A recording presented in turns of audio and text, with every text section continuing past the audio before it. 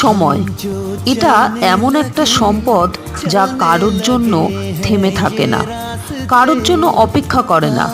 জীবনে টাকা পয়সা হারিয়ে গেলেও তা আবার ফিরে পেতে পারি, কিন্তু একবার যদি সময় চলে যায় তাহলে তা আর কখনোই ফিরে আসে না। আজকের এই মুহূর্তটাই জীবনের সবচেয়ে দামি গুরুত্বপূর্ণ সময়, কারণ এখনই ভবিষ্যতের ভিত্তি। আপনি এখন কি করছেন, কি ভাবছেন, কি শিখছেন, সেটাই আপনার আগামীকালকে তৈরি করছে। যারা জীবনে সফল তারা সবাই একই জিনিসে বিশ্বাসী, সময়ের সঠিক ব্যবহার। সকালে উঠেই যদি আমরা ঠিক করি আজ আমি সময় নষ্ট করব না, তাহলে সেই দিনটি আমাদের জীবনে এক নতুন অধ্যায় কিন্তু যোগ করে দেবে।